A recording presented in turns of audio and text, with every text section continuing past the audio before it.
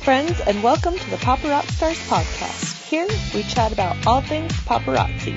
Tips, tricks, suggestions, and weekly challenges.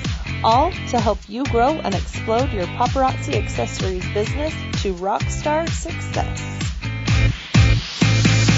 Hello, rock stars, and welcome to the Paparazzi Stars podcast. My name is Anya Bohm, and I am your show host today. Before we get started, because I've been forgetting this, if you want to grab the show notes for today, if you have somebody who needs to listen to this call, and I promise you they are going to want to listen to this call, head on over to paparockstars.com/Michelle, and you can get all of the show notes. There's going to be an exclusive image for today's call and the recording that you can listen to. So again, paparockstars.com/Michelle. Now, you might have guessed it, but today we have on the call Michelle Johnnie, one of the Paparazzi elite leaders. I'm super excited to welcome her on the call today. So let me tell you a little bit about Michelle. Michelle quit her job as a SPED teacher when she started having kids. Money got tighter and tighter as 3 children joined the family, and she was always looking for ways to bring in extra money without having to go back to work full-time. When her third baby was only 5 weeks old, she saw some cute $5 jewelry at a festival booth. She knew it was $1 million idea. She could sell something that only cost $5 and was super cute. So Michelle jumped in and started working towards her goal of making a few $100s a month. Within just a few months, she was making a couple $1,000s a month, and her husband quit his job 9 months after they started Paparazzi. And that's been supporting their family for the last 4 years. Now, Michelle Johnnie is a maven A-lister. She has one of the biggest teams in the company, and she enjoys helping other people learn how they can help pay their bills with paparazzi. Now, Michelle is also crowned 25. That means she has had 25 personally sponsored active consultants 3 months in a row. It's not an easy thing to do. And she has reached Life of the Party Bronze Access. If you know Michelle, you know that she truly is Life of the Party. So, Michelle, welcome to the call. Oh, thanks. I am the life of the party. Come on, let's be real. Oh, thanks for having me on, Anya. I have fun wherever I go, right? That's what life's about, having fun. You totally do. It's one of the things that I love the most about you. Well, thank you. Now, did I leave anything out from that intro? Anything you want to add? No, that's good, I guess. Michelle, tell us, what is your why? Why do you do paparazzi? Well, when I first started paparazzi, we just needed a little bit of extra money to make sure that we could pay our bills and have even a little bit left over for, little fun things to do with the kids. And when I saw paparazzi for the first time, I thought I could sell $5 jewelry and bring in some extra money, and that would definitely help our family. So when I first started, it was to make a little bit of extra money. Now, obviously, I still need to make money since this is what supports our family. Without the money, we would be in big trouble. But, I really love helping people now and teaching them to do what I've done, teaching them how to sell and get places. I love all the friendships that I've made with paparazzi. Like, I am just a happier person now than I was when I joined paparazzi. Way less stressed. I have way more friendships in my life. And my family gets to do really fun things because of paparazzi. So I guess, bottom line is I joined paparazzi because I needed money. And I still do it because I need money. But at the same time, it just has enriched my family's life so much that I'm grateful that I can keep contributing to the family and yet have some freedom and some flexibility and do all of these fun things with my family because of paparazzi. We just got back from 9 days I live in Utah, going to Washington and Idaho and doing trainings and seeing the sites and things like that. And in a couple of weeks, we're going to head back to the Midwest and do some trainings there and also go see, sites and amusement parks and all of these other things. So I don't know. There's so many reasons why I keep doing paparazzi. It's been amazing for my family. My favorite thing that I think you said is that your why changes, and that your why when you started was just money, and now it's so much more. like meeting people, helping people, growing your team, like it just kind of evolves, doesn't it? Yeah. And one of the trainings I was doing last week, I started crying because I'm just like thinking about how I can actually donate money to places now. Some of my best friends now are people that I've met through Paparazzi. Not just teammates, but like hostesses and customers. They've become my friends, and I just feel like every part of my life has been improved because of Paparazzi. The why I do it is, it's tenfold now instead of just one reason, like to earn a little bit of extra money. I feel the exact same way. You couldn't have said it better. Let's kind of change a little bit. We're going to take a little bit of a shift. So draw us a picture. Take us to that moment that was your worst paparazzi moment, Michelle. Okay, well, I had to think hard to come up with a bad moment with paparazzi. And I don't know if this is the worst one because, like I said, I don't feel like I've had a lot of bad moments with paparazzi. There's things that, every once in a while someone will cancel a party or something slightly disappointing happens, but I had to think hard. Like there's a little one where one time I didn't weigh down my displays well enough and a little wind came through and it like leaned on a customer. They caught it and I thought, that was a little bit embarrassing, but it wasn't a big deal. So I was thinking back about one thing that I just and I thought about a show that I did in Los Angeles in LA. So my husband had quit his job, but before he quit his job, I just went for it, and I booked these shows thinking I'm going to go big and I'm going to get this huge team all over the country. And the way I need to do that is I need to travel to other states and do these huge events and just sign up tons of people there. So I booked these 3 events. They were called Ultimate Women's Expos. One was in San Francisco, one was in LA, and one was in Phoenix. Keep in mind, I live in Logan, Utah, at the very top of Utah. And they all 3 of them were $1,100 booth fees. Okay? Oh, wow. So we're talking like major investment. Right? Well, I booked this before my husband quit his job, and I just had to put like a little down payment on my booth. So then my husband quits his job, and they're all in the same month, okay? They're all in the month of October. I am like super stressed because we have nothing to fall back on. It's paparazzi or nothing, right? And keep in mind, when my husband quit his job, I wasn't making $5,000, $10,000, $20,000 a month. I was making like $3,000, $3,500, depending on the month. I had to come up with the rest of the money, and I thought, I'll have teammates in those areas by the time they get here because I booked them like in March. People will be joining my team there, and they can come help me with these events. Well, in San Francisco, I had teammates. I went and I stayed with them. The event went well. We passed on the parties. They came and helped me with the event. They got to keep the leads and get teammates and parties. And same with Phoenix. I didn't have any teammates in LA by this time, and I was begging people to come with me. The person that was going to come with me, she kind of canceled. And I was begging other people from other teams, just anybody, please come with me. I cannot do an $1,100 booth fee event with 25 to 30,000 women by myself. No, nobody could come. And then a miracle happened, which if you really want me to go into it, I feel like God is part of my business, and I was just praying so hard that this would work out, and I could find somebody to come with me to LA or meet me in LA.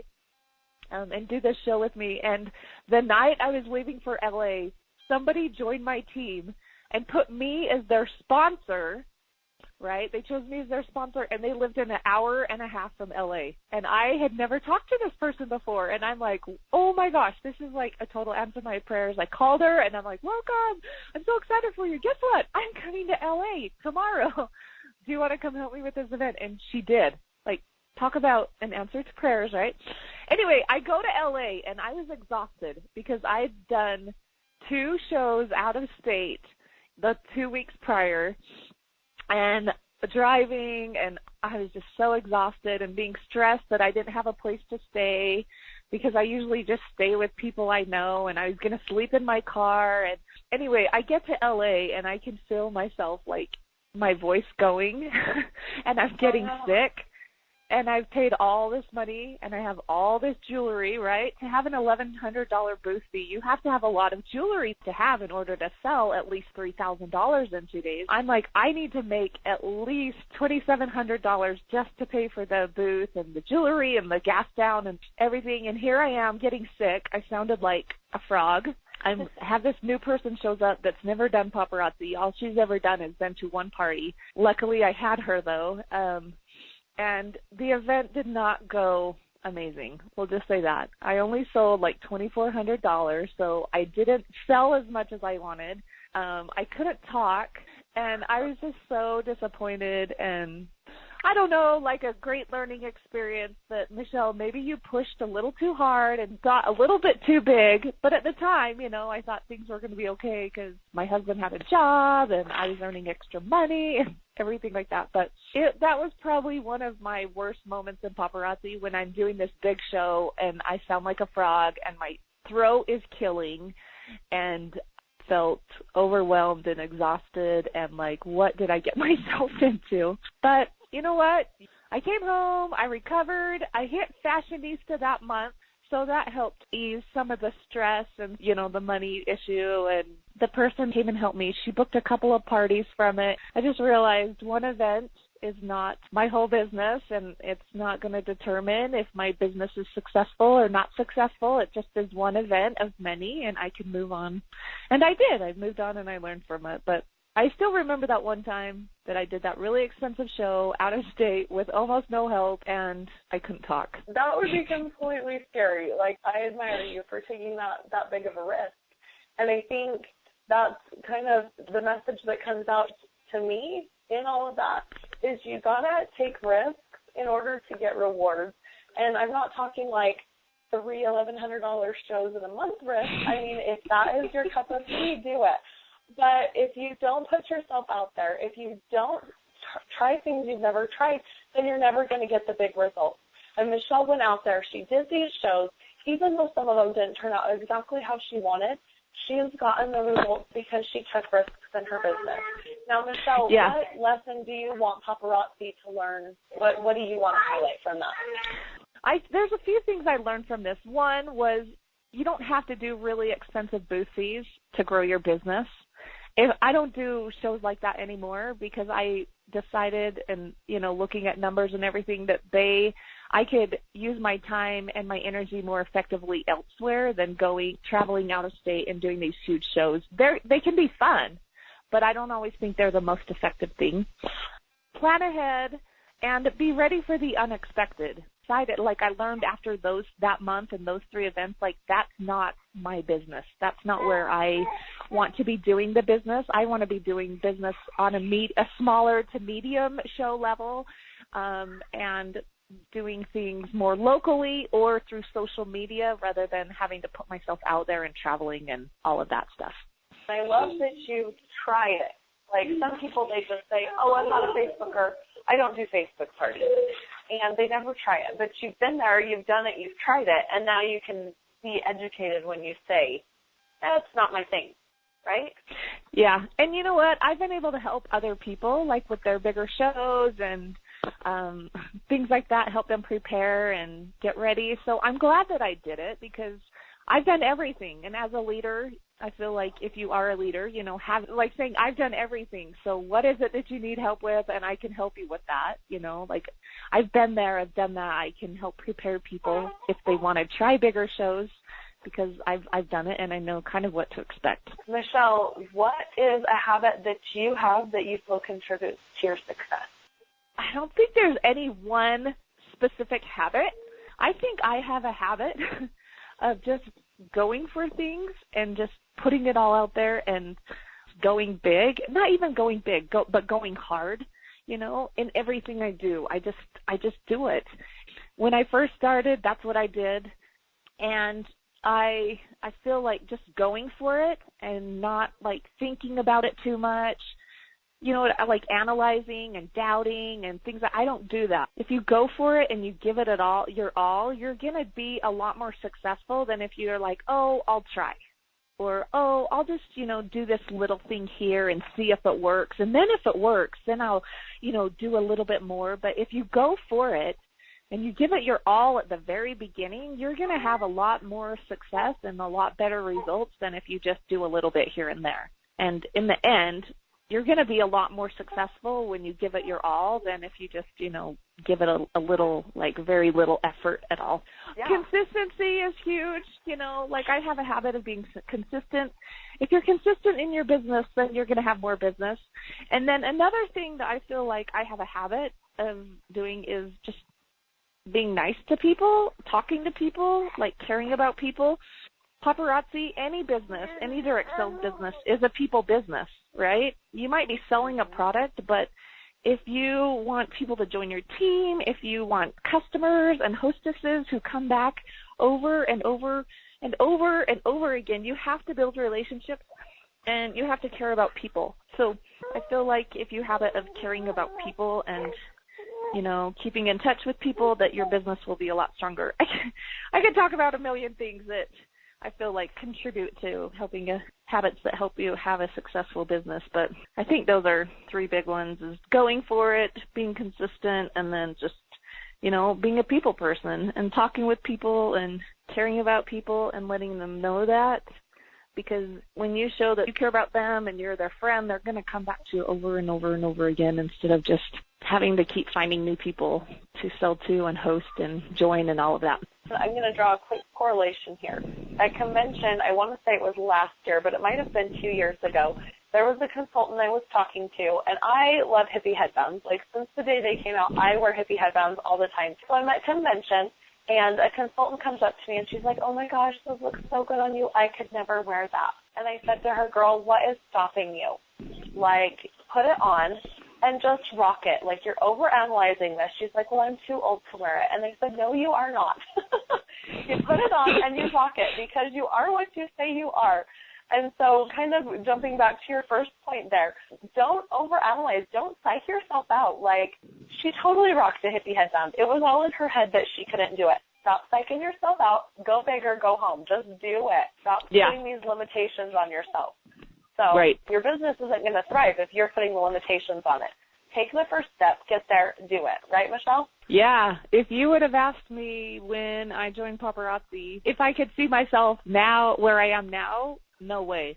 Absolutely no way. Like, when I heard Robin Frank say she got a $5,000 check, I'm like, oh, my gosh, that would be amazing to make that much money. But, I don't know if that's me. Like, I don't know that I can do that. And yet, after I kept hearing a couple of stories, I'm like, I'm going to go for it. I know that this can change my life, and I did. I went for it. Like, those stories are really motivating when you hear people say, I started the same place you are, and now I'm here. But it's work and consistency and just doing it. Yeah, one step at a time, right? Yep. Awesome. Okay, so what advice would you give to a brand new consultant? So I would tell them, go for it. Once again, go for it. Like, go big. Don't think, oh, I hope I can sell 10 pieces at my launch party. You are going to sell 50 pieces at your launch party, and be confident that this business is going to work for you. And if you're confident in that, then you're going to treat it like it's going to work for you, right? Get your jewelry in front of lots of people. Don't be afraid. Don't make excuses like, I can't do this because my house is too small, or because, I don't know. I hear excuses all the time. If you want this, you'll just go out and make it happen, and you'll do it. I had a 5-week-old, a 3-year-old, and a 5-year-old, and my husband worked full-time, and I babysat other kids in my home for the first 5 or 6 months while I was doing paparazzi, and I had a blog, and I had church callings, and all this stuff. My life was busy, and you know what? I just went out, and I made it work. And that's what you have to do. You have to just go out and go for it and make it work. And be excited. If you act intimidated, if you act shy, if you act like, oh, like, if you want to come to my party, like, that'd be cool, you're not going to get the response as if you go out and you say, I am so excited. I have this awesome product. It's only $5. It will help you feel beautiful, and it will save you money. Come to my party on whenever you're doing it. You're going to get a better participation. And then once you get people to see the jewelry, you need to keep in touch with people that like your product. One of my biggest regrets is that in the past 5 years, if I would have kept all the email addresses of the people that bought from me or the people who said they wanted me to keep in touch with that I didn't, I would have a list of like 5,000 people that said, I like your stuff. And I don't have that because I didn't keep in touch with people. So many gems in that. Keep in contact with people because it's huge. Like, follow-up is huge. Relationships. We've talked about that several times. Relationships are huge. Show that excitement. You've got to be excited about the product. I mean, you just joined the business. We know you're excited about it. Don't let those negative people get into your head or into your excitement. Just block it out, show them your excitement, and then wear the product. Be a product of the product. You got to wear it. And you never know when, like, your mailman or your neighbor across the street is going to be like, oh, that's a cute headband. Where did you get it? Great points, Michelle. I just love those. Now, if you could suggest one thing to a consultant who is feeling really stuck in their business to just get things jump-started again, what would that be? Just one thing. It's what I just talked about. Go back and contact your past customers, your past hostesses, your, like, past people that have showed interest in paparazzi. And do a mystery hostess party or another party or things like that. Ask them if they want a bunch of free jewelry, Show them some of the new pieces that are out. I feel like the jewelry is so much cuter now than when I joined. Like, it just keeps getting better and better and better. And if somebody hasn't bought from you in a year, they may not know all the cute stuff that's, you have. So, like, just go out and contact the people that have supported you in the past. Also, talk with those people that work in places with lots of other women and try to get baskets out. And just, if you go back to the people that have liked paparazzi in the past, most of them they still like it. It's just that maybe they don't know you're still selling it or they haven't heard from you in a long time. So that would be my suggestion, is go back to where you've had success with people in the past and make that happen again. Now, if I could add just one thing to that, it would be, and I'm sure you meant this because I just know you, and I know that you didn't mean send a mass text to everybody begging for a party or go on Facebook and post it on your wall. You got to personally contact people. It's the relationships. Like, call them on the phone. Talk to them in person. Maybe I should say make a personal contact because I am a firm believer if you're face-to-face or you're talking to somebody in person, it's way more effective than just putting it on your wall or mass text or group messages. No. Okay, it's personal. Everything you should do is personal. If all you do is rely upon one post on your wall, that if I'm going to post this on my wall, and if it doesn't work, then it's the end, well, you're not going to be very successful. I'm just putting that out there. Like, you have to make it personal. I get mass invitations to parties all the time. I see people post all over their walls about stuff. I don't volunteer, If they really want me to come to a party, if they really want me to help them with their business, they're going to ask me personally, not just do like a group, whatever, or just put it on the wall. That takes no effort to put something on your wall. Call up those people on the phone. I know it's scary. Do some jumping jacks, get some anxiety out of you before you do it, but make it about the relationship. Offer it to them. Make a team party. Do whatever you got to do, but it has to be personal. Yep. Okay, what is a quote that inspires you? Oh, man. How can you just, narrow it down to one quote, right? Right. It's by Pele. He's the soccer player from a while ago. He said, success is no accident. It is hard work, perseverance, learning, studying, sacrifice, and most of all, love of what you are doing. And I know that success is not an accident. Like, I didn't just join Paparazzi and, oh, my gosh, I'm successful. Holy cow. I don't know how that happened, It's not an accident. It is work. and sometimes it's sacrifice. And I listen to training calls still. I am learning from other people. I'm studying what the other successful consultants in our company are doing, trying to share that. It's not an accident, people. You got to go out and you got to work it. It's hard work, right? Blood, sweat, and tears. But that's what makes it so rewarding when you get to those every upper once levels. in a while, a little bit of blood, but not much. Luckily. It would ruin the jewelry if you bled too much, right? Yeah. Okay, Michelle, couple more questions. What is a book you'd say is a must-read and why? So when you hit executive producer in the company, at least when I did, they sent me the book How to Win Friends and Influence People, and I think they still do that. By Dale Carnegie, and this is probably one of the most read books or inspirational books or whatever category you want to put it in of all time, and I can see why. When you're in a business like this, how to win friends and how to influence people is something that you want to do. You want to build a relationship. You want to influence people in a positive way. This book, just, I don't know, everything about it is good. It can help you in any part of your life, not just business. So that's a good read. It's a good one. There's a reason why it's one of the most popular books of all time. So, Michelle, last question for today. Give us a parting piece of guidance.